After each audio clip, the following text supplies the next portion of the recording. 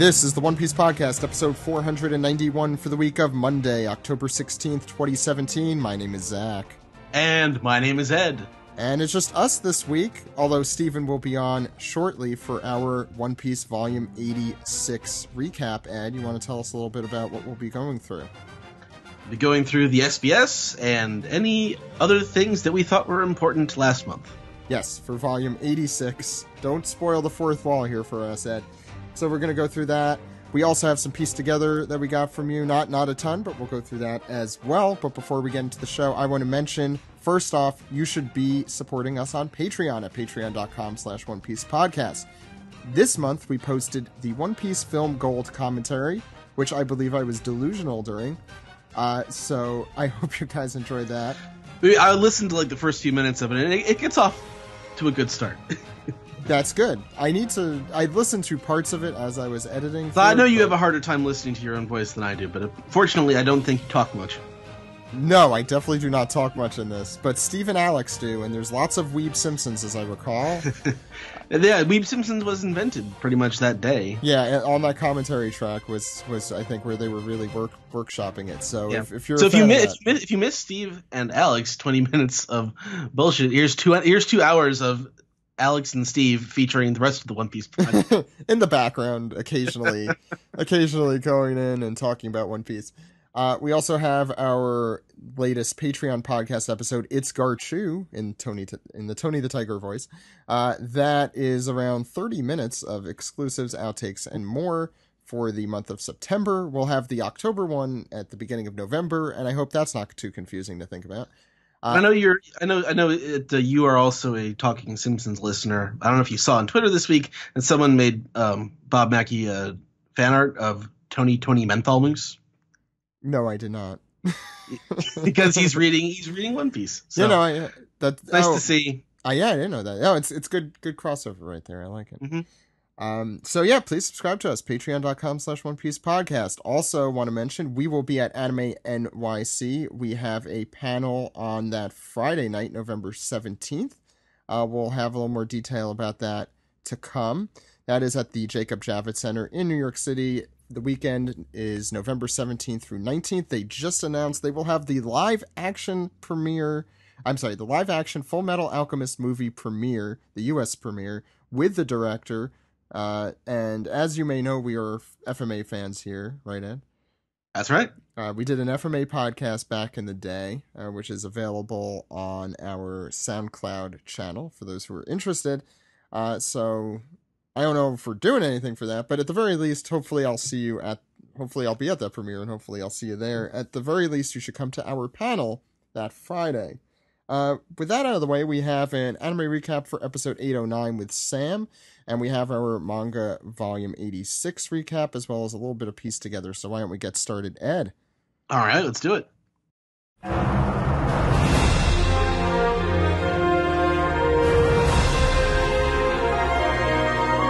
All right, this is a very special manga recap. No chapter this week, but we have a volume 86 recap here with Steven.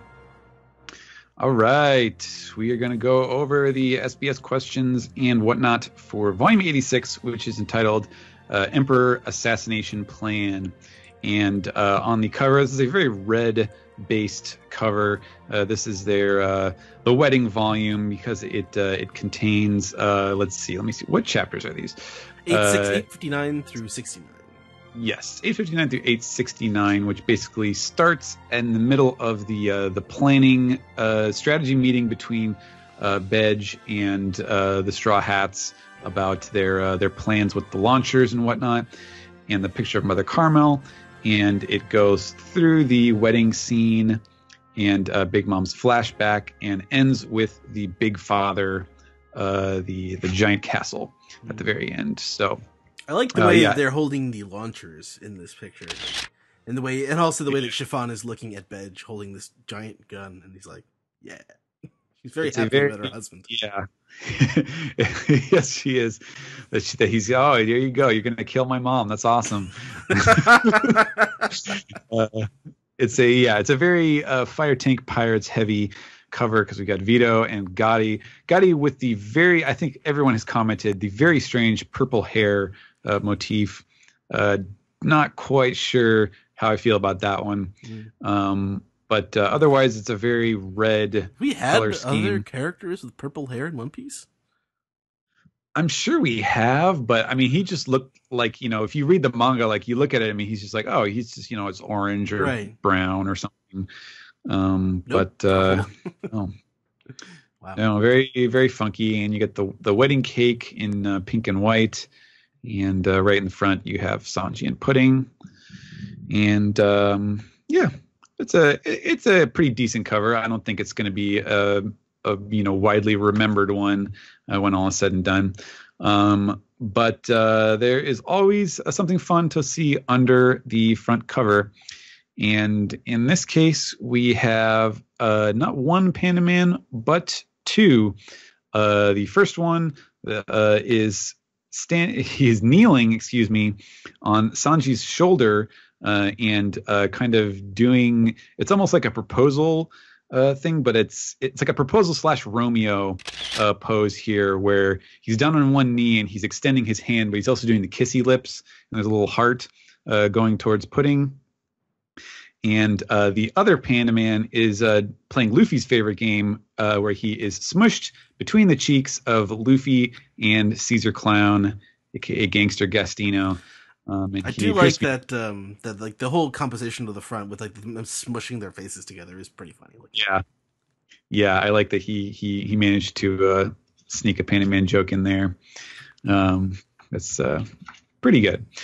And we will turn it to the author's comment, the inside flap, and it's an illustration, profile illustration of a someone with it looks like a white fur cape or something like that, and neon blue hair, and it says 20th on top, and his comment is simply 20 years. I think maybe it's time that I start taking this seriously. Volume 86 starts. So it's interesting to think about in the context of like Oda giving that serious interview in the magazine about like talking seriously about the SBS and like what he's like they're turning my stuff into figures, but as always in the manga, be the cheerful person, be the happy sort of author, happy-go-lucky.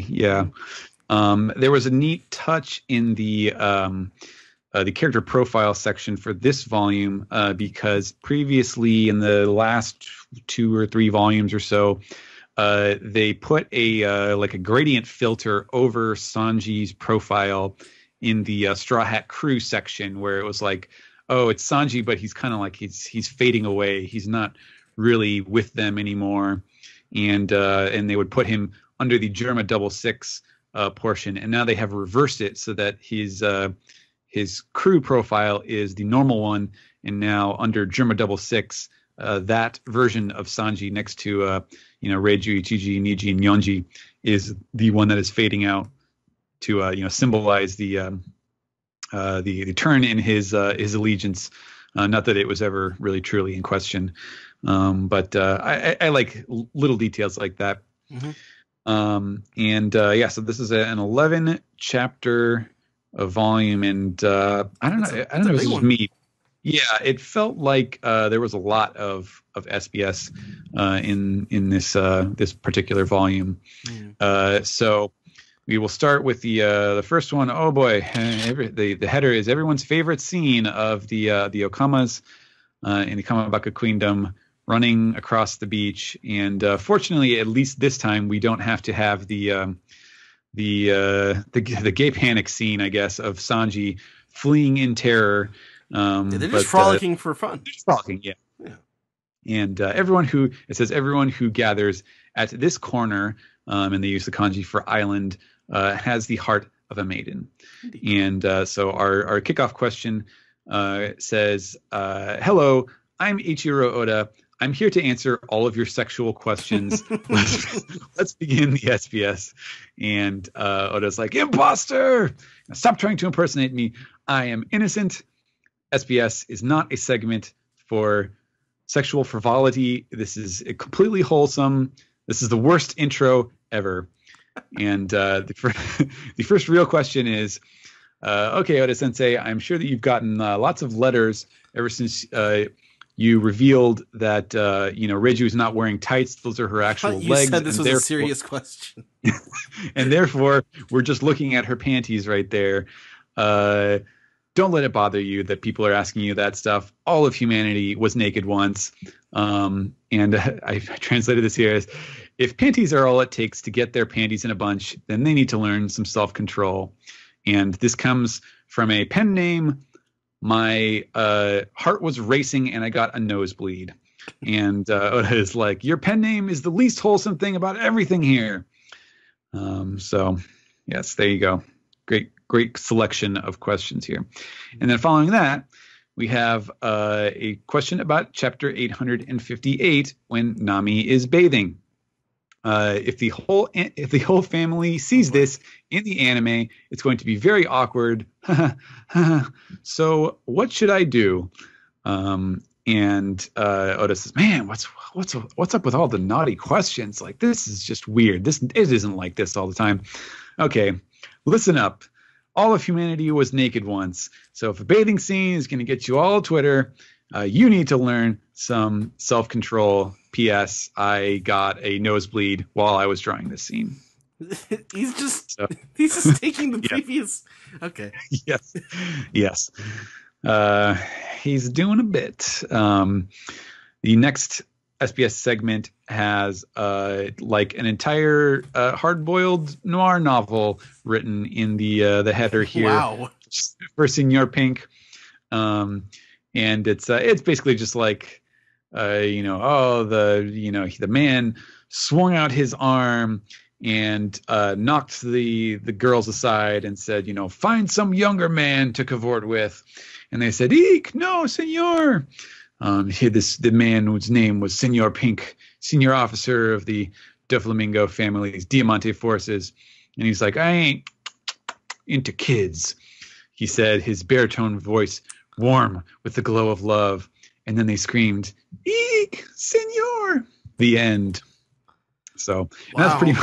That's pretty much an actual scene from Senor Pink. Like, I think I ended up using lines that he had already said. So very strange.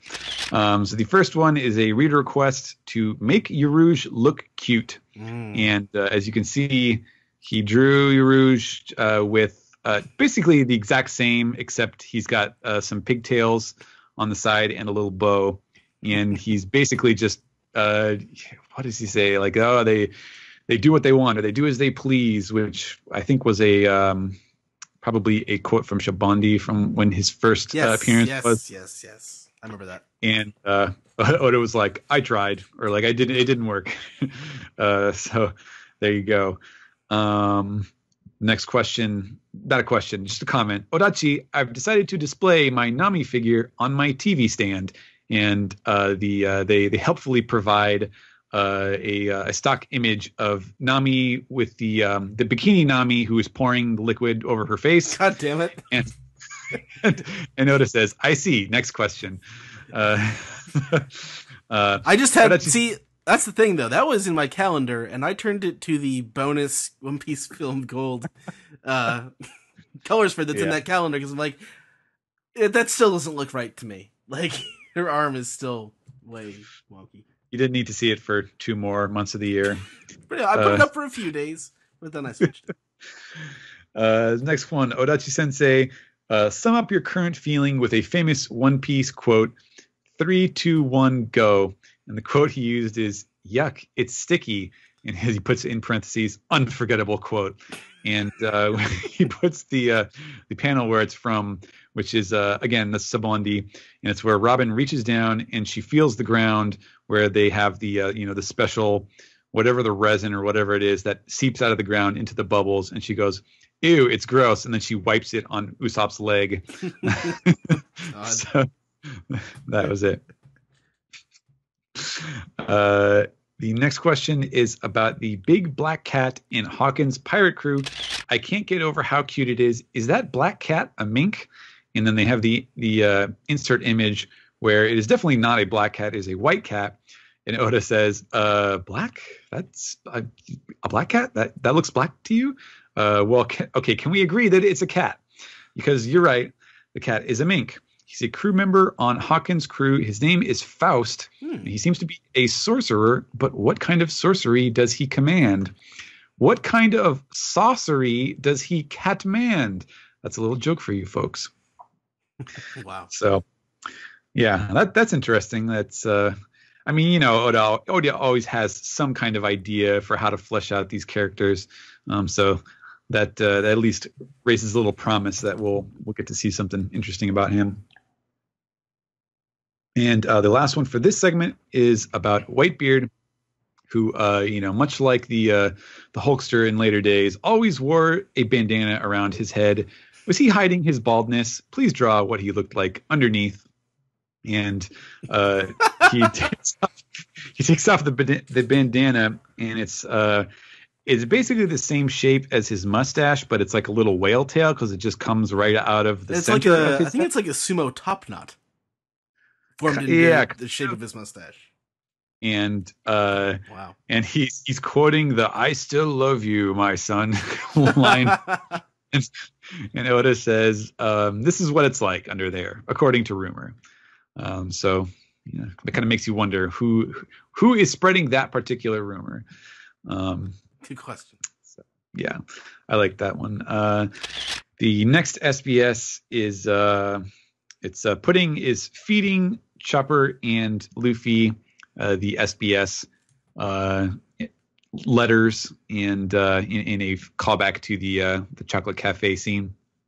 And this one is about Carrot. I have a request for our talented artist Carrot. Can she draw a picture of Lola and Chiffon? Thank you. And so Oda says, okay, I'll ask her. And she says, yeah, sure. And Oda's like, oh, okay, wow. And yes, as we can see, she has shoujo-fied them. But not too much. No, not too much. They still have the same like skull shape, I guess. They're still very elongated. It's very Rose of Versailles. Yeah, definitely, for sure. And lots of roses around them. Now we're getting into some of the actual background info. So some of the good stuff here.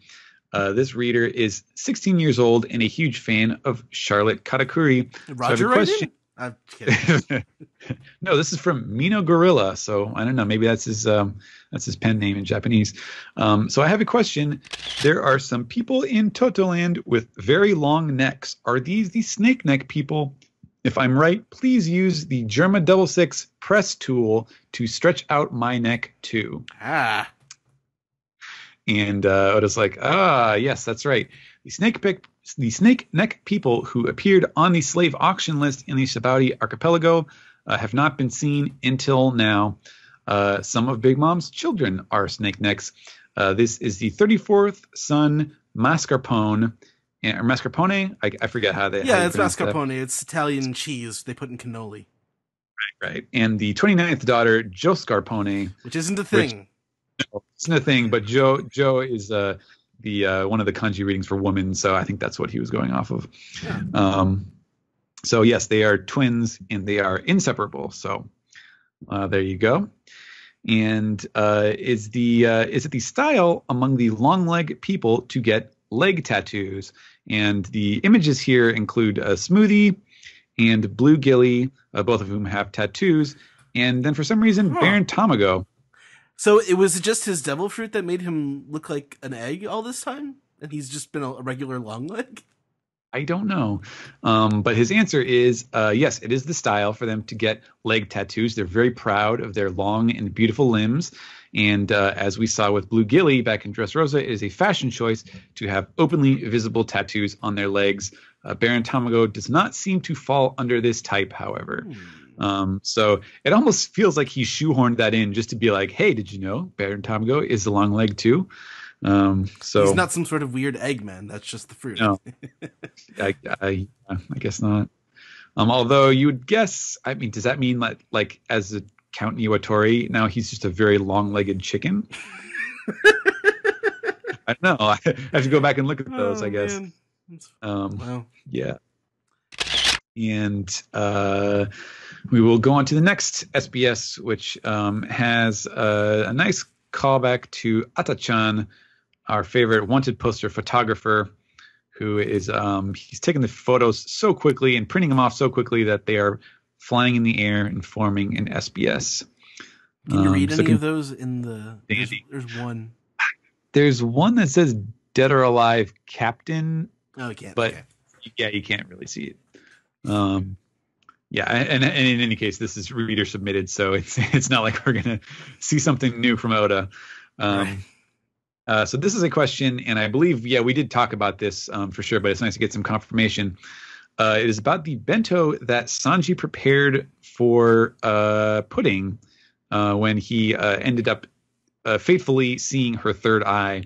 And they're pointing out that, if you compare this to the list of the Straw Hat Crew's favorite foods in the SBS for Volume 45, they pretty much line up perfectly.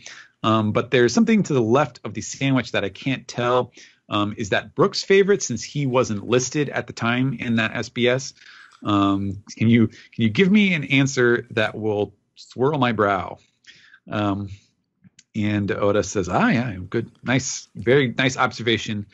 That is the scene where Sanji is cooking lunch for Pudding, and it makes you wonder, like, hey man, what are you really thinking about? What's going through your head? And he made all of the crew's favorite dishes out of habit. And just look at how big of a box that is. This is not a single meal for one lady, Sanji. So the menu is meat for Luffy, rice for Zoro, seasonal fish for Usopp, pasta for himself, a hamburger for Frankie, sandwiches for Robin, tangerines for Nami, and chocolate for Chopper. And as for the dish that you couldn't identify, it is Brook's favorite, which is curry.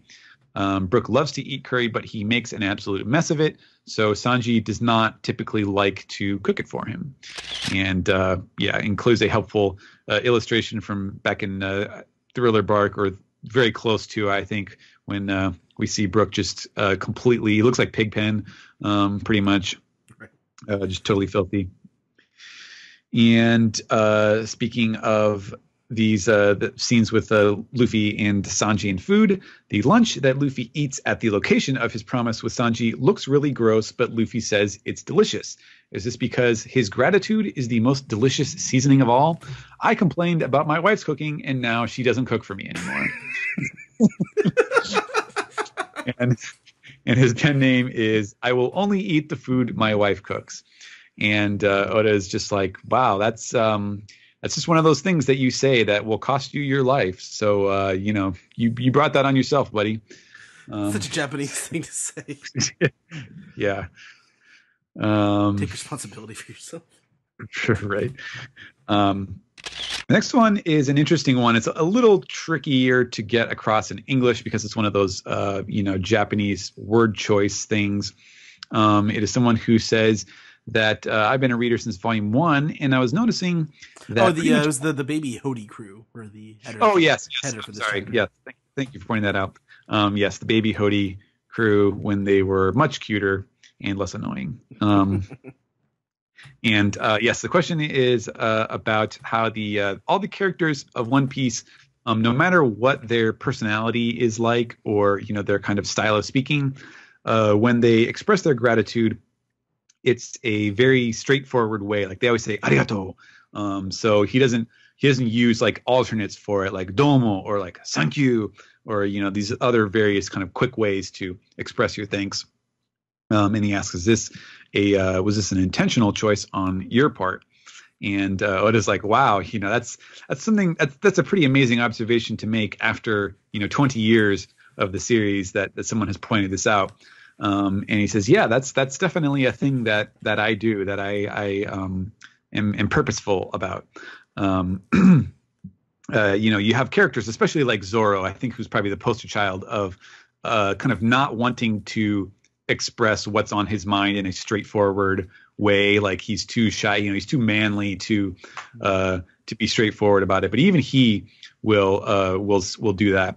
And he says, from my perspective, the people who have to hide it or play it off, or use some other word to kind of deflect the fact that they're making this statement of gratitude, like they're trying to act cool by doing that, by not seeming like like square or something. But that's actually, to me, that's pretty uncool. So as long as it just doesn't completely destroy, whatever the flow of the dialogue is, like I always just make sure they say arigato, because it's direct and it's honest. And sometimes I will see the script writers for the anime version they will throw in some other word, and I'll be like, oh geez, oh man.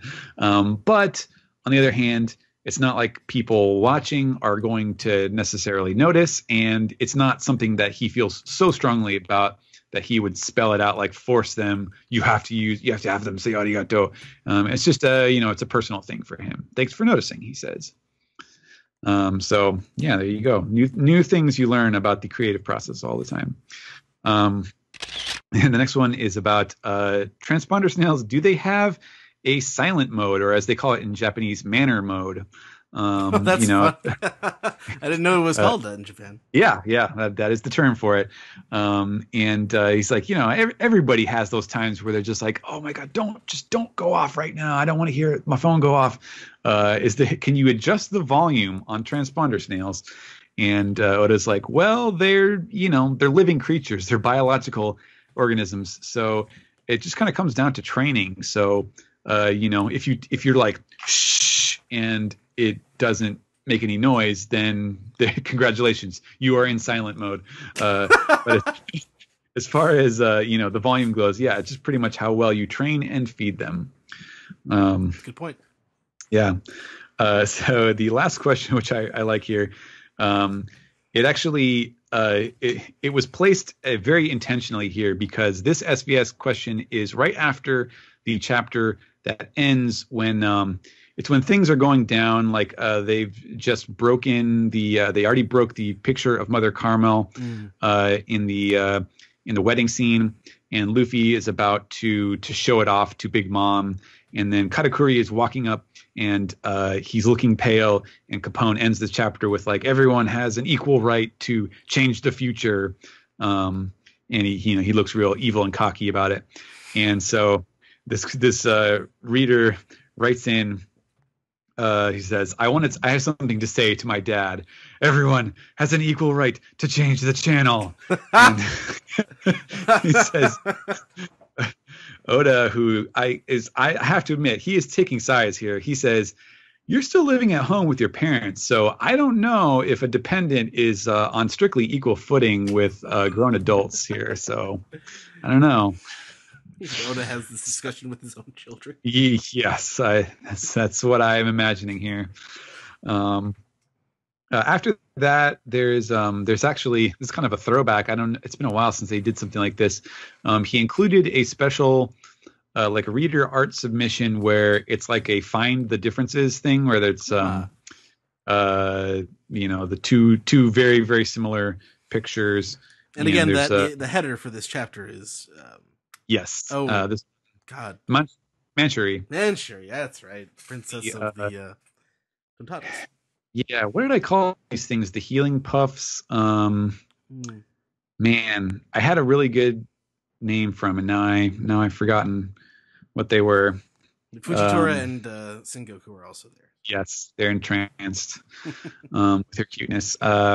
So yeah, next segment is here we go. We're getting to the birthday. That's a good corner. header, though. That's a good one. Yeah, this is a good one. This is one of the artists who always gets one in each volume. You can always recognize it because they're like drawn in colored pencil or something like that. So there's always a very strong grayscale kind of shade to them. And it's of Chopper and Cat Viper, looking fierce. So yes, the birthdays this volume. Apparently, the 25th of every month is Pudding Day. So how about if Charlotte Pudding's birthday is June 26th, and the 6th there would be the Ro from Charlotte for Roku. So there you go. And, as always, Oda is always like, what, you think you could do this? Yeah, sure, fine, you can do that. The next one is for Reiju, and this person wants to make it Reiju's birthday November 30th. And that would be, so the 11 would be Onna, which means like pretty woman. And then the 3 would be for Sanji's sister, and then the 0 would be for Reiju. So, Sanji's hot sister Reiju, basically. Wow. I mean, it's nice. It's nice that they're putting more birthdays at the end of the month. Yeah, no, I mean, there's definitely like certain combinations that are way more natural for the birthdays to go based on the way that their language works. And so a lot of them were kind of underrepresented. And so now you have people just really going out of their way to fill in these dates. And the last one, we have a big, huge list, and there are some really, really good ones and some really stupid ones on this. So we're going to start with Mary, the Going Mary, which apparently was born. I don't know how they decided that. Don't they mean the character, the butler? No, going by the icon, this is the Going Mary. Unless the editor goofed up and put the Going Mary instead of Mary. Yeah, that's definitely the masthead. Yeah. Yeah, because there's January 22nd, which would be Hitsuji, and that means sheep, and that was also the joke term that the kids used to refer to Klahadore when they when they were deriding him, and I think that ended up getting translated as butler, like with 2 T's. Yeah. And then next we have Kinemon, who is January 29th, and that forms the word Ifuku, which means clothes, because he has the disguise powers, the disguise devil fruit, I should say. Nojiko is July 25th. I'm kind of surprised that we didn't have her yet. And that is, again, another that's just like literally going no, G, and Ko. That makes 725. And likewise, Belmare would be December 3rd, which is Tangerine Day. Oh. Yeah. And Mr. 5 is July 26th, and that is based off of, they picked out a few of these syllables in his nose fancy balmu, which in the Viz translation, this is actually a really good one. Like, it took me a little while to get it, but they called it napalm, where ne is N-E-Z, like the French word for nose. I see. Napints, glasses. Mm-hmm. That was pretty clever. Yeah. Toto from Alabasta, Koza's dad, is June 16th, which is World Day to Combat Desertification and Drought. Oh, that's good. It's pretty fantastic, yeah. And that is the official title. I looked that up because I was like, wow, this is a very complicated name that they put in there. Terracotta, Igaram's wife, is September 25th, which is based off of some of these syllables or characters in Kyujicho Terracotta, which means Terracotta, the stewardess of the palace. Peckham's is April 11th, which is apparently Fist Pump Day. What? another great one. What's that have to do with Peckham's? I think that he's always going like with the little like pumping his, yeah. Okay. In Japanese, it's guts pose day because that's what they call the guts pose, is when you clench your fist and you're like, yeah. Okay. Kaya is August 24th, so she just had her birthday not long ago, and that is based off of Kaya Joey, which means Dr. Kaya. Although actually Joey is a female version of that. So in Japanese, it's sort of like a actress versus actor sort of thing, where if you're a woman doctor, you have to be called a different term, apparently. Kanjuro is July 21st, and that is based off of Natsu no Isha, which means summer doctor, and that is, I believe, that is another Rakugo story, which I don't think that was mentioned I don't think that he used that in the manga itself, but I want to say that he did reference that in a question, in an SBS question or something, because I feel like I've heard that one before. But he did do the spring sparrow, about the sparrow that flies off of the painted Right. Wall scroll thing. Yeah. Mm-hmm. Baron Tamago is May 14th, and that's because egg is the 5th, 7th, and 7th letters of the alphabet, EGG, so 514. That's pretty good. King Riku is June 27th, which in Japan is Speech Day. Okay. Yeah. You can give that many speeches, but okay, that's fine. Blue Gilly is November 27th, which is Bruce Lee's birthday. That's pretty good. All right. I like that. Yeah. I mean, that's what that was clearly the joke that he went for with the name. Pedro, this might be the weirdest one he has ever accepted from anyone, is June 16th. Now, Pedro's epithet is Treetop Pedro, and that is Ki no ue no Pedro. And Ki is tree. And atop the tree, so in other words, above Ki in the list of the Japanese syllabary is Ka. So it goes Aiueo Kakiku Keko. And so Ka is above Ki, and that is the 6th letter in the list. And then Pedoro, he uses the Do and Ro forms 16 for the June 16th. So, yeah, interesting. Clearly stretching to fit an empty date there. And then lastly, we have Smoothie, who is October 12th, and that is a play on Minister of Juice Daijin. And yes, wow, hang on. You can't just throw a whole pile of birthdays at me and just expect me to decline them. Right, of course.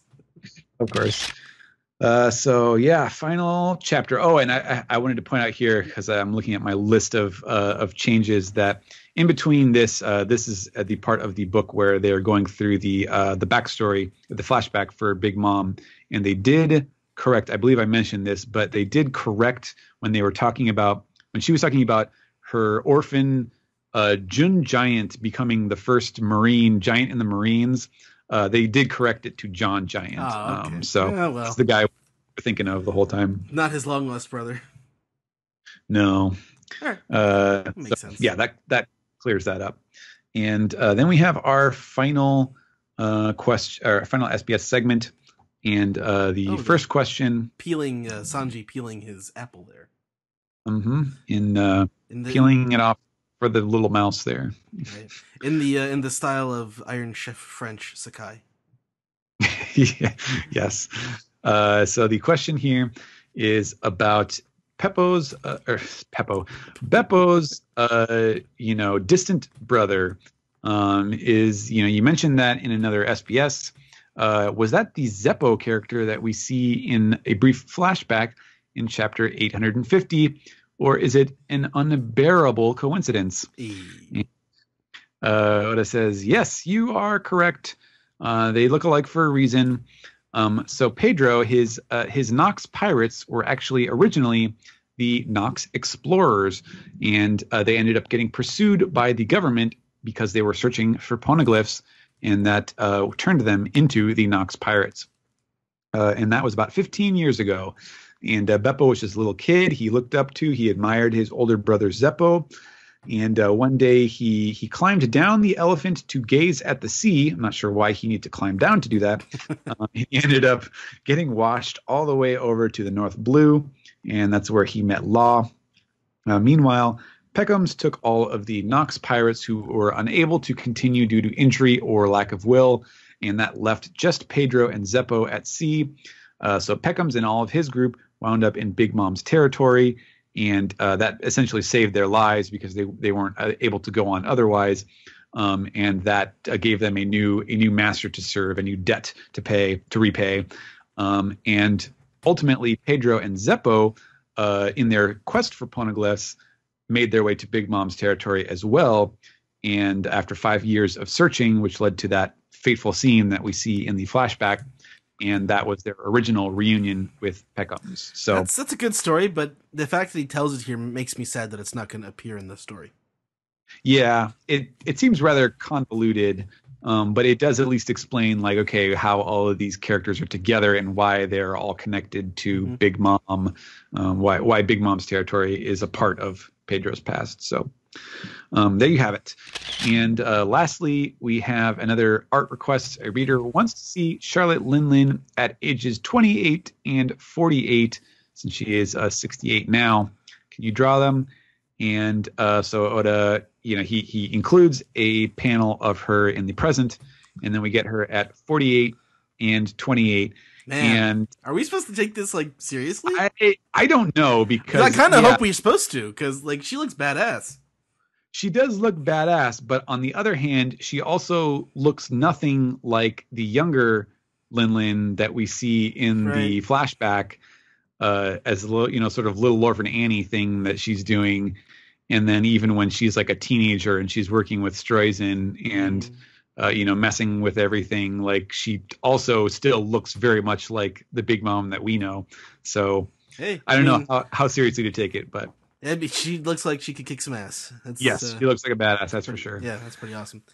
Looks more like oh god, what's her name from episode 1?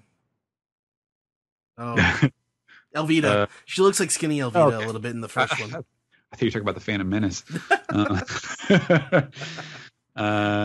So is that it for this volume, Stephen? That is the last SBS, and I don't think all the stuff in the back is just 20th anniversary advertisement stuff. So I think that will do it for this volume. Fantastic. Let's move on. Moving right on. Okay.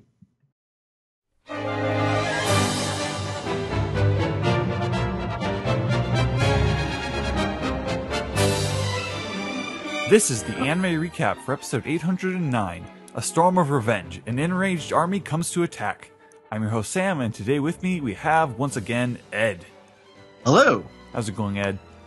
It's going all right. This was an interesting episode this week. It was a little disjointed. Yeah. Title card this week begins at 3 minutes and 36 seconds. The opening scene is Mom reacting to the news of Cracker's defeat, which feels like forever ago already. Well, the anime was off last week. It's kind of natural, but Big Mom was the MVP of the episode this week. Everything that she was in was really good. We see Luffy and Nami hanging out in the field where Sanji had just put the beat down on Luffy. Luffy is laying on the ground. Nami's just sort of hugging her knees, and Luffy is adamant that Sanji will come back for him. Actually, the Nami Luffy bits of this episode are really good too. Yeah, the stuff that's in this episode I found really good. Well, the stuff that's in this episode being the key phrase. Yeah. We see King Bomb basically worrying about his new haircut after, I think Cracker was the one who cut it off like weeks ago now. But now that the energy is cooled, he's like, oh man, this is a terrible look. How am I going to go back home to Lady Tree? That's right. He doesn't even mention her. The sky is starting to go dark because Big Mom is angry. We see Zeus and Prometheus just sort of floating around in the sky. We see the people of Whole Cake Island observing this phenomenon. Nami remembers Pound talking about how the last time somebody took out one of Big Mom's sweet generals, Sweet 3, Sweet 4 generals, she went on a huge rampage and nobody survived because of her super powerful weather powers, and we're seeing that in action for a moment here. Weather powers? Who else do I know who has weather powers? Yeah, it's like they're almost in the scene or something. This connects us to the quote-unquote enraged army getting ready to head out and find Luffy and kill him. We get the creepy sort of lullaby music almost, and Sanji is witnessing this, and he's starting to get a little nervous. He's worrying if he did the right thing leaving Luffy behind. There's a lot of watching them sort of walk places. Yeah. That's the part of this episode that I didn't like. Yeah, because a lot of slow walking. A lot of slow walking. Whenever it's like a wide shot, it's they're like CGI chess pieces. Yeah, and also I think Greg pointed this out on Twitter that this episode, it says massive army. It sounds like 3 people shuffling about. Yeah. It doesn't. I don't know. Like in the Lord of the Rings when they had that. Right. Yeah, Lord of the Rings was what I was thinking of as the counter example. And yeah, it doesn't sound like that. Yeah, I wouldn't have picked that up if Greg hadn't pointed it out. But once they pointed it out, it's like, yeah, they could have probably. It's not like more sound effects costs more. They can just copy and paste it around. Right. The rain starts to fall, and we realize that in Whole Cake Island, it's not regular rain, it's not water, it's a syrup. And hearing this, Luffy turns himself over, he shuts his mouth, he's like, no, I'm not even going to taste delicious syrup if Sanji's not the one preparing it for me. But first we get the Germa cat. Right. Drinking the syrup. That was cute. This brings us to the eye catch of the episode.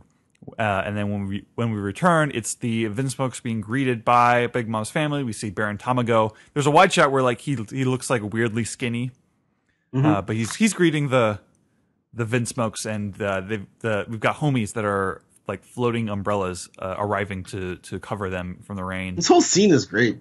Yeah, this is my favorite part of the episode. Just the little details about like what goes on, like how this kingdom operates with all these like living inanimate objects is really great. They're being ushered towards the chateau. Niji and Yonji are getting excited, knowing that they're going to be allied with Big Mom's army soon. Judge mentions that, yes, our dream is finally coming true. He's got a real weasel voice. Yeah, I say that like probably every week that he appears in the episode, but yeah, he doesn't sound like a powerful person. He sounds like kind of a wimp. Inside the chateau, we see Mama greeting a group of her youngest children. I don't know how old they're supposed to be, but I think the implication is that these are basically the last of her children. Like she seems like she's more or less done with children at this point. There's a fishman and a tontada. Yeah, that's what I thought was super funny. I mean, like we're already thinking like, man, like how does a regular sized human procreate with Big Mom? But now we've got tontadas in the mix, and that's. But these children are messed up. Like we've got this little girl named Anana, and she's asking for a knife so she can cut her stuffed animal recreationally. And Big Mom's just like, knife. Hey, has anyone got a knife around here? And the other kids don't want to give her a knife because they'll pop their balloons and they can't fly around, and just everyone it's just entirely super morbid, super twisted, but it seems perfect for this family. Surprised they haven't killed each other already.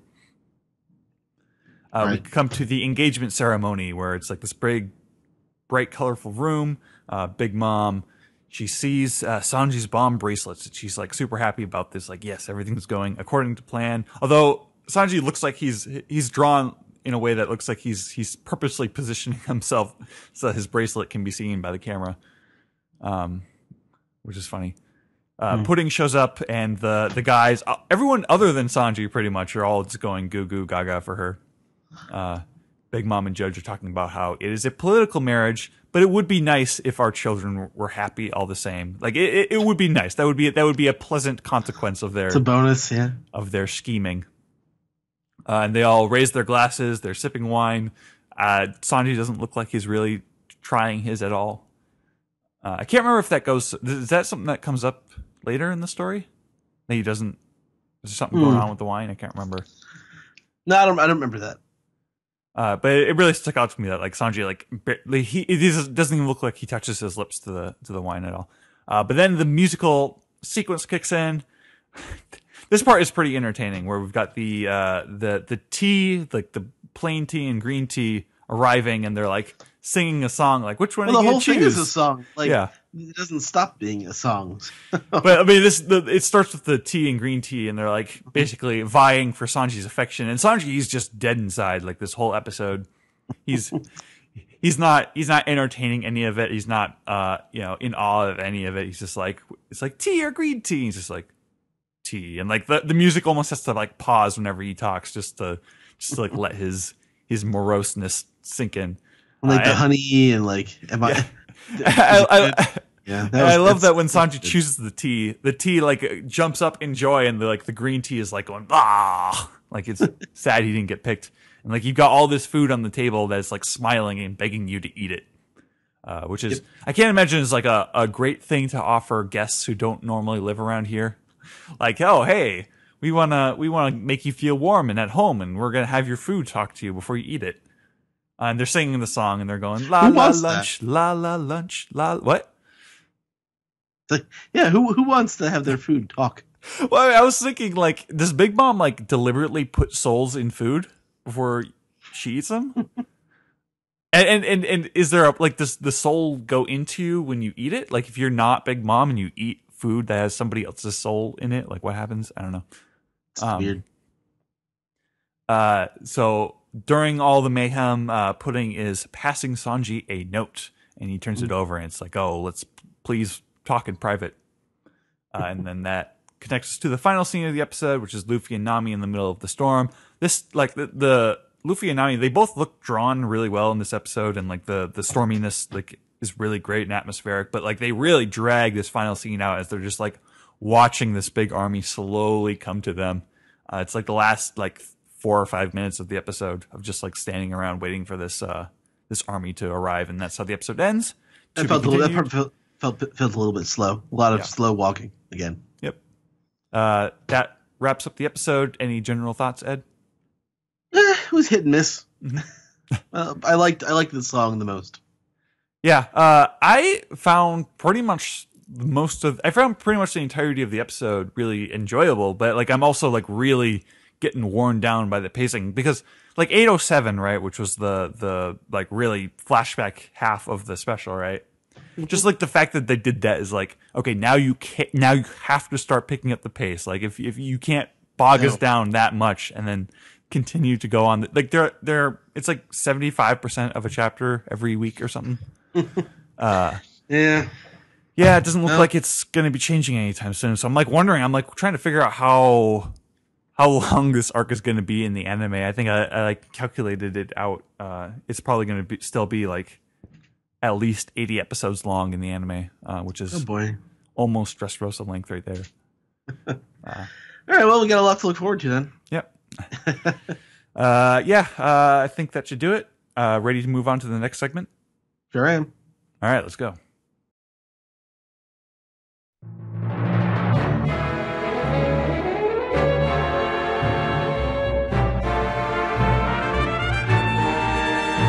This is the Piece Together segment where we take your questions, comments, and theories, and there's no real special Piece Together introduction I have for this week, so why don't we start in our favorite part of the Piece Together segment, Ed? This piece. And remember, if you are a Patreon supporter, you could send us your Patreon, your Discord questions. Just go to patreon.com/OnePiecePodcast and then go to our Discord channel. Tell them you're a Patreon subscriber. Give a little proof, like a screenshot or something, and you can ask a question. Let's start with Morgul. His dispiece is, so over the weekend, I was at a farm. But I'm curious where this is going. I was at a farm trying out a corn maze, and I got to thinking, how would... You mean Firecrouch? No, he's at a goat farm, I think. That's right. He continues, how would each of the Straw Hats handle this situation? I think it's safe to say Zoro would never be seen again. Having been in a corn maze, though... Okay, first off, having been in a corn maze, never go in a corn maze hungry. Because I was very hangry at the time. You don't want to be stuck in a corn maze when you're hungry, although I did have popcorn in the corn maze. Anyway. Was it popcorn on the cob? No. Is that a thing? I think so. Oh, I need to have some of that. Crazy Midwestern thing. Well, you're in the Midwest, so that would... I live in Chicago. But you went to Iowa, right? Was that where the corn maze was? No, it was in Vermont. It wasn't in Iowa. Yeah, I was not in an Iowan corn maze because I was in Iowa in January. But to answer the question and not talk about ourselves, I think Frankie would just blast his way through, set everything on fire or something, or just use General Frankie to stomp over everything. Wouldn't Robin just grow giant legs and walk out? I like just the idea of them crushing the maze, like all of them getting frustrated trying to figure it out. Yeah, he just uses Monster Point. He's like, I'm done with this. Or Jumping Point. Sanji cuts a fire path through the corn maze with his feet. Yeah, Zoro definitely, he would be seen again just because he would cut his way through. I mean... Yes, that's what he did. We have the most evidence for that, because that's what he did at Sabaody when they came back. He sank that dude's ship. That's true, he did. It's I'm on the wrong ship. He would go the wrong way. He would be going the wrong way the whole time and end up on the wrong side. Scene, really good in the dub. You should check out those DVDs that came out a month or two ago. Luffy would stretch. They'd all just would cheat, I'm sure. They are pirates, and in that respect, when it comes to the corn maze, I'm sure they just get frustrated. The only one I think would know how to get out is Nami, because that's literally what she does. Brook is so skinny, he could walk through the corn, right? Yeah, he'd walk on top of the corn. He's so light. Next one comes from our very own Ash, who says, who would be your picks for the absolute worst casting choices for the live-action One Piece? Mine would be Jared Leto as Shanks. I see we're talking about people who look like the characters. Like, because I can see people thinking Jared Leto looks like Shanks. I mean, you could do like a Dragon Ball Evolution and just have them not really look anything like the character. Like, the Goku in that really doesn't look anything like any Goku. I think the Goku in that movie was the least objectionable of all the casting choices. I'm trying to remember. I think I only watched portions of Evolution on, like, whatever it was, Showtime or whatever, like, very high up channel it was on at the time. Yeah. Why did Piccolo have to look like the Green Goblin? Why wouldn't he, Ed? We were talking about what other Spider-Man villain would he look like? Yeah, I don't know. Oh man, I don't know. Jack Nicholson's too old to play Crocodile these days. That would be awful. He should just do it anyway, with the sunglasses. His weird Brooklyn Boston accent. You ever see The Departed? I need to, but Jack Nicholson not really good at doing a Boston accent. Well, he should do a Boston accent the whole time as he plays Crocodile for no reason. Who else? Right. Kid Rock as Eneru. I'm sorry, he's running for the Senate. Detroit-based rapper turned politician. He said worst pick. I could have picked the correct one there, but Hyperbola Bully. Steven's not here to help me with this one. Meta disc piece. Since there's not many disc pieces, will they roll over to the next week if the podcast skips the piece together this week? The answer is no, because I'm reading your question right now. Let's go to some emails. I don't think we have a ton here. Thank you, Ed. First one comes from Christopher, who says, how powerful do you think Brulee's devil fruit is? Basically, how far across the One Piece world do you think it could reach? It's kind of like the same question about how many Gomu Gomus could Luffy stretch. So like 7,500 mirror lengths. It's all up to how strong she is or how super she is that day. I mean, it seems to stretch through all of Totoland. I think that's the Totland or whatever the hell it's called. I can see that. I think they've already kind of proven that, because I think Luffy is gonna probably get out of Cacao Island. Next one comes from Blair. We're getting into the science of magic territory here. It's the best kind of science there is.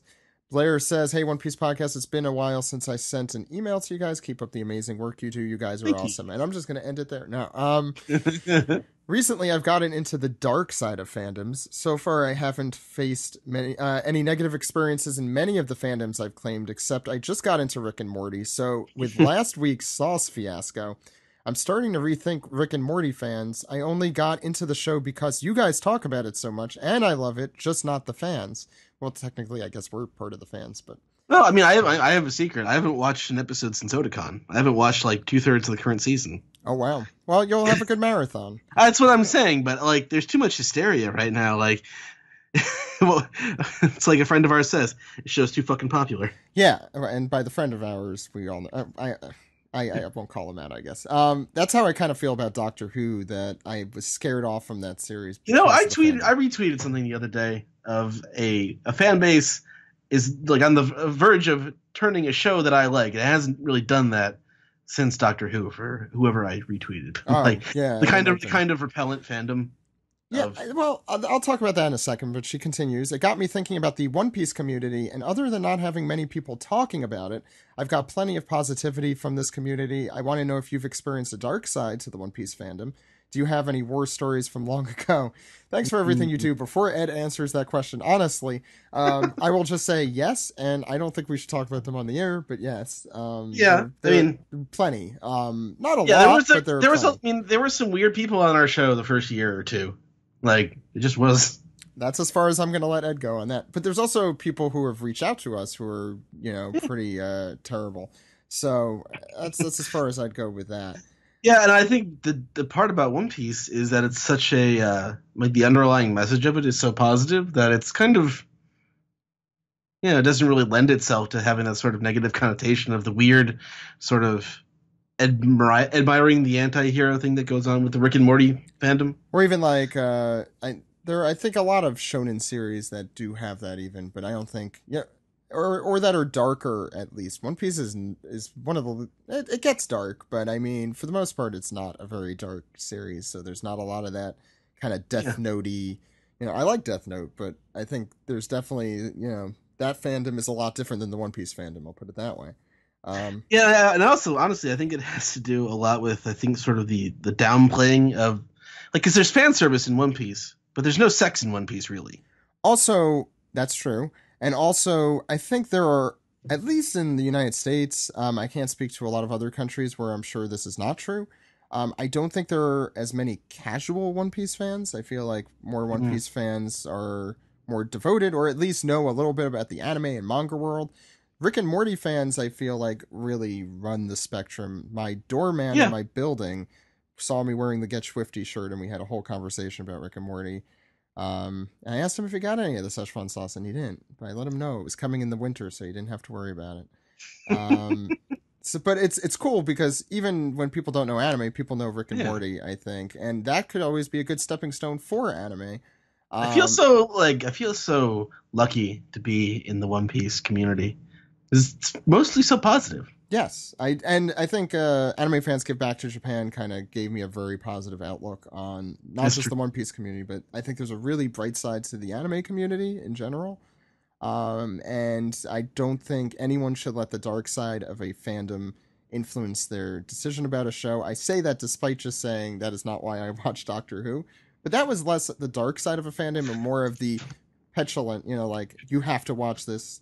That was more like that. But and also the thing about Doctor Who is I had felt the same way that you did about Doctor Who for a long time, but then I watched a few seasons of it and it was okay. And then I stopped watching it. I'm also more of a Japanophile than an Anglophile. And I mean, in cinema and TV and stuff, I don't mean that to our listeners. I do love the accent. It's much better than the American accent. I don't, we could have listeners stand up for the American accent, or one of the American accents, the Bostonian accent. I know how you feel about your own voice, Zach. Yeah, I guess that's more of it's a self-hatred kind of thing. I like your voice, Ed. Why don't we go to Reddit and hear a little bit more of it? Sure, Reddit. All right. Here we go. First one comes from Yeoman Axel, who says, should I read this in like Alex Jones' voice? Anyway, after a lot of thinking, analyzing, and coffee, I have the perfect answer for why Pell survived Crocodile's giant bomb. You see, Pell is a Zoan, but not just any Zoan. He's a Falcon Zoan. That means he's the fastest animal on the planet, able to reach speeds of up to 200 miles per hour. Keep going. That alone is obviously not enough to escape the blast radius. Right after releasing the bomb, Pell will accidentally swallow several energy steroids. These steroids will appear out of thin air because near the end of One Piece, Luffy is going to fight a villain with the ability to send things and people back in time. After Luffy hits the villain with a Gum Gum Bazooka, the villain will lose control of his power temporarily, and we will start randomly pulling things from different time zones. Several energy steroids from the Fishman Island arc will be pulled back in time to Alabasta, where Pell will eat them. Thus, Pell is fast enough to escape the bomb with only severe injuries. Universe is rebalanced. I love it. Good job. Thank you, Mr. Jones, for that question. Somehow one of his most sane. I know, that's only like 50% of his power. Yeah, okay. I mean, it's satanic, it's real. Let's go to the next question. Yeah. Samuel1698 says, hey, I'm a fairly new listener, and I've had a burning question for a few weeks. Why is the dude who wants Caesar as a crewmate? He says Casey or Sam. Not sure who it is, who yet. I mean, honestly, it's both of them. They both really want Caesar. I think it's more Sam who wants him as a crewmate, I guess. But not on the podcast more often. I'm not supporting or rejecting his theory. I just think he's funny. So if you want more of Sam, just listen to the anime recap every week. Yeah, Sam's on the show every week. Also, if you like specific people, let us know. This is a good way to do it, and we'll be more inclined to try and have them on. But it's also just up to people's schedules. Yeah, I mean he's already on like once or twice a month, I think. So for the rest Both of the of show. them, yeah. Casey, we usually try and have everyone on at least once a month, sometimes twice. Yeah. Optfire says, y'all need to push harder for Casey to do the Caesar voice in the dub. That dude is fantastic. We pushed and pushed. I think they're already doing that part of the dub. I'm not sure. I don't think there's been anything confirmed yet. I mean, they're releasing the DVDs. I don't think it's unreasonable to say that they've left Fishman Island. So yeah, at this point, I mean, they're like halfway through Fishman Island now, right? So they've probably cast him if they're not recording. That's the thing, and you cast someone well before you record, I assume. So, although he did go to Dallas a few months ago, but I'm pretty sure he didn't actually. What a surprise that would be if it ends up happening. Yeah, I mean that'd be a great work if he could, keep it from us. Especially that he kept it from us. Yeah, that would. He should be. We all agree, and unfortunately, it's going to make us all look down on whoever does get cast and be like, "Are they Casey?" But we'll find out when that happens. Okay, go ahead. Yeah. Next one comes from Mr. Fiendish, who says, "Hey, OPP peeps. Okay, so Gear 2nd uses Luffy's blood, Gear 3rd uses his bones, Gear 4th uses his muscles. What other body components does he have left to use for future gears?" This is a good question. So we got blood, we got bones, we got muscles. What other, the endocrine system? That's like, I don't see how he can make his hormones rubber. Like, that's how, like, So what other systems in the body are there that he could be using? The nervous system. That would be cool.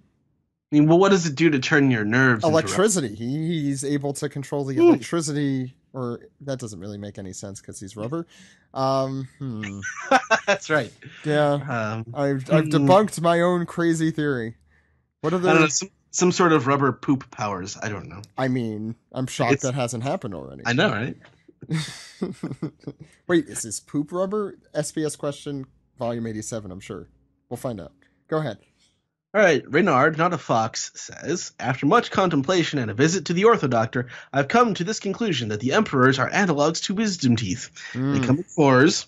They're located at the far end of the jaw or grand line, respectively. They make themselves known around the first decade. They become more prominent around the second, and they take a lot of effort and resources to remove. When removed, they leave behind a big void of problems. And also, you are loopy as if you've just been on a lot of drugs while taking them out and after they are taken out. Yeah, I like that. I don't think that's what Oda was going for, just a random, aside, but I sure. They do suck to remove, and I'm sure Luffy's not having a fun time at the moment. And there are some really long questions on Reddit this week, but since we have this time, we might as well just do all of them. You go for it. Okay, and this is going to take a long time to read. Anyway, Shadow Iris says, "Hey OPP, new listener here, but long-time One Piece fan. Thanks for all your awesome work on the podcast. I've been listening to you on walks, at work, and even at the gym. Going through all your episodes is a treat, and hearing your thoughts on past events and seeing how it all panned out is really interesting. I've just finished your manga read-through, and it's encouraged me to pick up the box collections of the volumes. I caught up with the manga back in Thriller Bark, but only watched the anime up until that point, then switched. So it will be cool gaining a new perspective on the series and revisiting my favorite classics in manga form. Plus, the price is more than worth it for Oda's great artwork. I just wanted to ask your opinion on an Eneru theory. He's one of my favorite characters and one I believe will have some importance in future events. After all, he is one of the only villains to state he will return someday, and I think he'll be the convoy of information in which Luffy learns about the moon and its seemingly important information. I was thinking he could return during Elbaf and act as a sort of Thor figure to counter Loki. I say this due to his obvious lightning connections, god status, and of course his attack named after Thor himself. Perhaps there's something on Elbaf he's looking for too. I also believe he'll be an ally, continuing the trend of Luffy's past enemies making peace with him, and that Loki and Big Mom will be the antagonists. Skypiea is my favorite arc. I was wondering what you guys thought of the God's Return. Do you think it will happen? If so, when? And how do you think he will impact the story? Thanks again for the awesome work. I agree generally. I have some qualms with some of the specifics, but I'm positive Eneru will come back at some point in the future. Without a doubt. Right, Ed? And I like the idea of Elbaf being the sort of place where that could happen because of the lightning connection. And the giant tree, which who knows, goes all the way to the moon. I mean, at this point, who knows? That's right, the giant tree. The giant tree. Yeah. Like maybe Eneru jumps off the moon and falls onto the top of the tree and then just walks his way down. Who knows? But I'm sure he will play a role in the final arc at the very least. It means we get to have J. Michael Tatum on the podcast again. The second he comes back. If anyone comes back, J. Michael Tatum's getting a phone call. You think I'm kidding? I'm not. I don't think and Steve will be here every week. What's next? Harvard grad says, who would win in a drink balancing competition? Inazuma or Tamago? They are in a one-on-one fight, and the rules are simple. Whoever spills a drop first loses.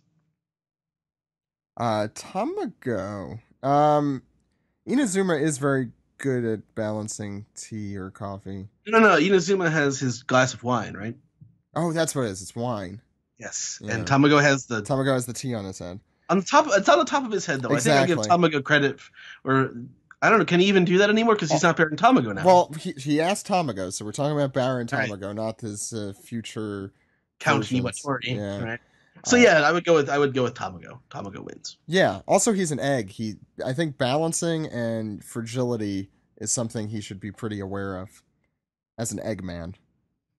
Not as a walrus, though. I'm sorry. Terrible. Cuckoo-ca-choo.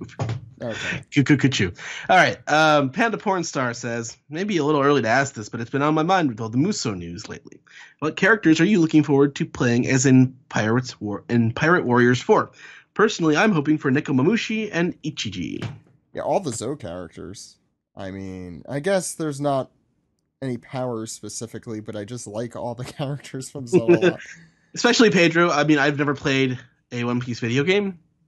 Yeah, I played Pirate Warriors 2 and 1. Did I play 1? I have 2. I don't have 3 though. I played 3. I just don't have it. I'm trying to think if there's anyone on Whole Cake Island specifically whose power is like not what's his name? The guy, the book guy. Book. Oh, in Montour. Right. For some reason, just a book power would be pretty interesting. I feel like in Pirate Warriors. I think that could be Smoothie. The only thing she does is ring out giraffes. Like when a giraffe pops up, she just rings out the giraffe. Yeah, go ahead. Sleepy Marimo says, what would the Straw Hats look like if Luffy recruited someone else in each recruiting arc? No current members can be the same. Okay, so I mean, Zoro doesn't really. So it would be Kobe, because there's really or that girl. What's her name? Oh, jeez, Rika? Yeah. The girl? So one of those two, because that's the only people really. Or that Marine guy. Kobe, probably. It would be I think Kobe. Then, what's after that? Buggy's arc. Well, she doesn't. I guess Nami's technically recruited. You know what? Skip that one. So from the Kuro arc, from Usopp. Oh, maybe if he could actually recruit Django. Yeah, I know. Django. That would be my second choice. Baratier. That's hard. Yeah, Geen, I think is probably the easier answer. But he needs a cook, so I mean, what are the names of the? What's the name of the Patty and Carney? Patty. That's terrible. Yeah, he'd be terrible, but I'd like him. Yeah.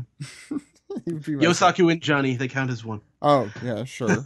I would take them too. And Arlong. So for Arlong, Hachi. You like Hachi? Yeah, I mean, we know he's been. You do need a swordsman. Yeah, it's true. Hachi, yeah. Because Kobe is not going to be a swordsman, right? And Drum Island, Dalton, I guess. Yeah, Dalton's a good choice. Good, and he's also a Zoan. It's perfect. Alabasta. Are we counting Vivi then? Or Robin? Either. Vivi's not a full. She doesn't travel with them. Yeah, I guess Robin instead of Robin. Wow, there's a lot of choices there. Mr. 2, of course. Yeah, of course. Bon Clay. Easy choice there. Frankie at Water 7. Everyone, really? Too many people thought for way too long that it was still going to be Paul. I would I mean, if you take away everything about his storyline, he would be my second choice. I mean, that's true. Also, you wouldn't have Usopp, so you finally get someone with that nose.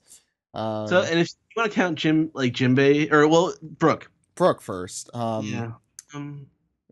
They all have such bad laughs. Is there anyone? Oh, Lola, maybe. I mean, she's a good cook, and I guess it depends who we take from. That's true, actually. They would need a cook. Yeah, because I guess then we could go back and pick a Geen. Yeah. And not have to deal with one of those losers. And then instead of Jinbei, but there's so many arcs you could choose. You want to say Impel Down or Fishman Island? I think Fishman Island because that's when they ask him. It's true. Fukuboshi maybe. I don't like any of them. I know. I would just pick Zeo just because Zoidberg wants to come along. Hyozo was kind of a cool character, actually. He had a good design, and he was squandered. But I guess if they redid his character completely. You want Vanderdecken? I think we should move on to the next question. Main villain. Anyway, next one from Montdoor's Story Hour says, "Hey OPP, a couple podcasts ago, you answered a listener's question about which jobs the Straw Hats would be the worst at. I immediately thought Usopp would be an awful nonfiction writer, right? That got me thinking about James Fry, the author of A Million Little Pieces. Now he was wow, what a reference! This took a turn, and how he was discredited for fabricating elements of a book marketed as nonfiction, and then was excoriated live on Oprah, which in turn got me thinking: what if Usopp was on Oprah? What psychologically penetrating questions would he be forced to answer? What would they cook together? What would he help Oprah give away to audience members?" Well, first off, whatever he said he was giving away would either be incredibly lame and he would over-exaggerate it, or wouldn't exist. Everyone gets a fish. They're just dead. Usopp would be up there crying about his mother who died and his father who left him. Yeah, I mean, he'd actually probably do fine. He's got kind of a tragic past. He does, and he's good at theatrics, I think. So he'd do very well on daytime television, I think.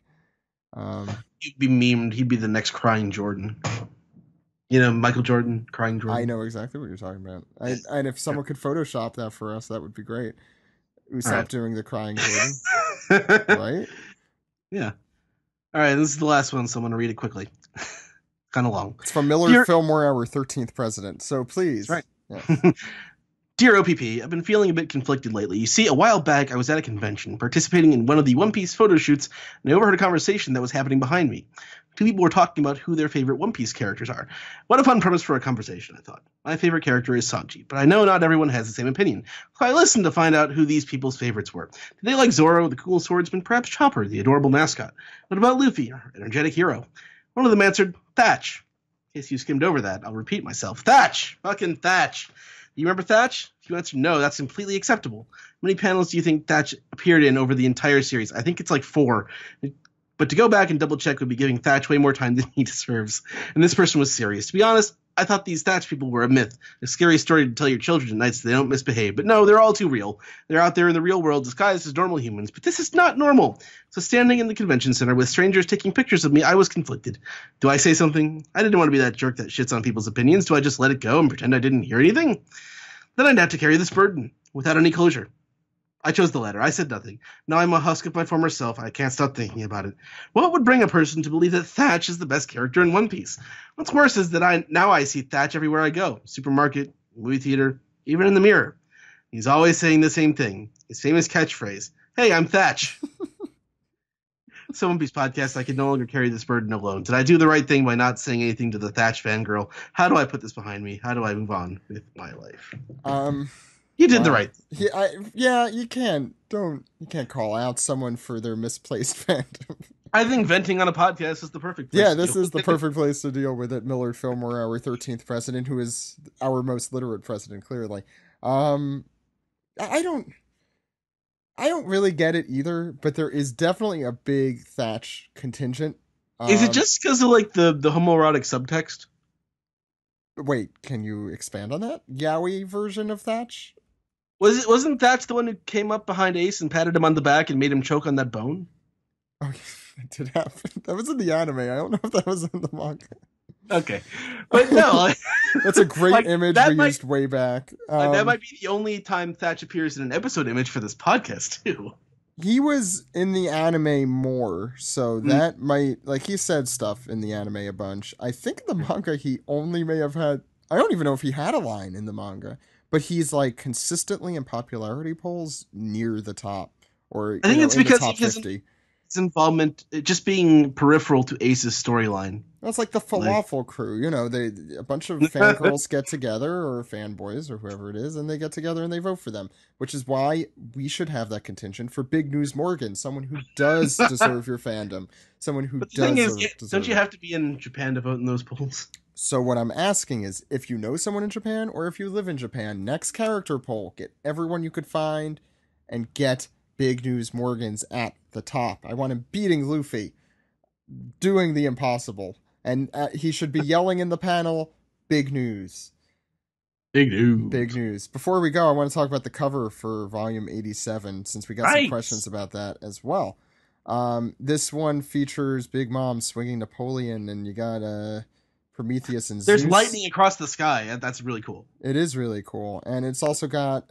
Let's see if we can name all these. Let's do a jammer test. I can't. I can't do this. No, Ed, do it. Not with the Charlotte family. I haven't learned. Let's see, but no. No, you can make up names if you don't know them, and just like Jammer would, or just say a name that you know isn't theirs. So in the back we have Peckham's, who's being loud, and Baron and Count Niwatori, who's scolding him. Yeah, I really like this. And he does have the T on his head. There you go. Mont Dore there with the book, and Charlotte Carmen Miranda with the funky hats. Wait, I'm trying to remember her name too. We don't have it in front of us, so this is the audience is yelling at us right now. Charlotte Smoothie. Let's see, Charlotte Genie Weenie. Is it Daifuku? That's its real name, right? Possibly. Parasparrow, Katakuri, and Spadehead. No, it's obvious he's on fire because he like his hair looks like it's burning. Is that Oven? That's Oven. Okay. And Brulee's over there too. And in between the Oven with the Spadehead, what the hell's her name again? I should have brought this up. There should be someone else here who could tell us the answers to this. Go ahead. There's one that you're missing. Oh, the head chef. I forget his name too. Oh my god. I should look this up. What do you think of the cover though? I mean, I would almost prefer like if the sword was further down already, like, and it took up that part like above Zeus's head. You know, like, now his face. Since Joey pointed out the balance thing in the covers, that's all I could see now. That the right side looks a lot busier than the left side. That's also where the binding goes in the left, so I don't think it'll appear as much, but we're going to lose half of Parasparrow's tongue. Oh, you're right. Oh no! How could that happen? I don't care. So one of them is Galette. That's the one in between the Evan hair. Who else? Which one is the Carmen Miranda? Sorry, Carmen Miranda is. She's the first daughter. The first daughter, yeah. The first daughter. It goes by daughters and son. Compote. Oh. Compote, right? Fruit. I don't have anything to like reference that at this point. What has she done? She hasn't done anything. I don't think. Right? I don't. I'm trying to remember what the chef's name is because he's not one of the family, so it's shit. People think it looks like that's Peckham's hat, but I'm pretty sure that's Zeus's hat, right? Yeah, I think that's Zeus. Why am I even thinking? It's Streusen. That's the reason was I can't multitask. I was looking up that last one. Because I know if we go away and we don't say it, it either will infuriate people who can't think about it or infuriate people who knew it. Overall, I love the colors and everything. Daifuku is Genie Weenie's name? Yeah, I'm not looking that up. I'm pretty sure about that. We'll find out if I get yelled at later. I think that's right. I love the colors. I love Big Mom with the bandana a tremendous amount. I love the Peckham's Niwatori conversation happening in the background, and Mont Dore. There's a lot of hot and cold colors. There's a lot of blues and a lot of oranges and reds. And I really love the color schemes for all these characters. I think the one I'm most surprised about is Smoothie, who I've learned through my color blindness is not gray. Yeah, it's like bleach white. Oh, it is bleach white. Oh, so I'm not that far off. Someone said it was platinum blonde. Is that? No, that's pretty much white. Oh, platinum blonde is white? Yeah, that's why it's... Yeah. This is me living my life not knowing what I'm looking at. Yeah, so that's it for Piece Together. You ready, round off, Ed? You didn't know enough shikses in high school. まで I believe 一つの明日 This has been the One Piece Podcast 491, October 16th, 2017. Zach, that's Ed. So, yeah, I'm doing the abridged version today. Good episode. Big thanks to Steven for coming by, talking about Volume 86. Thanks to Sam for stepping up and doing some episode 809 anime. You should watch that. There's a good musical number in there. Oh, good. Okay. I was going to say I'm an episode behind right now. I really enjoyed 808. But they had the tea and like all the talking food. Oh my god, you're right. Oh, yeah, you gotta watch this one. Oh, that's a good one. I mean, I may be overplaying my hand here, but that's the best part of the episode, and that's really good. It was the best part of the chapter, and I know a lot happened that chapter, but that was definitely the best part. A lot happened in this episode. 808 definitely made me tear up, though. I'll say that. It was very impressive, especially that part where like Luffy's just like retreating and getting kicked in the face all the time. Yeah, I mean, I thought it was effective. I think it conveyed what the manga did. So, someone wants to watch that double episode. I think all the flashback stuff in 807 probably helped prop up the impact of 808 pretty well. For those wondering, yes, the anime is back. We have the episode titles for 809 through 811 on our website if you want to spoil the entire plot. Because it will spoil the whole thing. Yeah, we have the date for 812, but not the title, so that one, although there is a blurb for it, so you could spoil yourself with that too. We will be at Anime NYC at the Jacob Javits Center in Manhattan in New York City. November 17th through 19th, we have a panel there, so please join us. Please also subscribe to us on Patreon at patreon.com/OnePiecePodcast. Exclusive episodes, outtakes, swag, and more. Patreon.com/OnePiecePodcast. Please subscribe to us there. Ed, where else could the good people find us? You're Zach_Logan on Twitter. I am Edward E. One Piece, and I post on Twitter a bunch about the movies that I'm watching. So last week I watched Vampire Hunter D, Bloodlust, and Blood the Last Vampire. So it was a very vampire-themed Halloween week. Are you gonna change your license plate to Vampire Hunter D anytime soon? I wonder if I inspired that tweet. But the original Vampire Hunter D is a really good, really, really good movie. So the other two are good as well, but I really liked the Vampire Hunter D. Cool. Anyway, the podcast can be found at OnePiecePodcast.com, Twitter.com, YouTube.com, and Facebook.com/OnePiecePodcast. OnePiecePodcast@gmail.com is our email address. OnePiecePodcast is our Skype name. Reddit.com/r/OnePiecePodcast for leaving us some piece together. Support us, please. Patreon.com/OnePiecePodcast, as Zach said before. You can subscribe on Google Play, subscribe on SoundCloud, subscribe, rate, and review on iTunes. Actually, no, on Apple Podcasts. That's right. Or call us on our phone number, Zach. That phone number is 347-497-MAGI.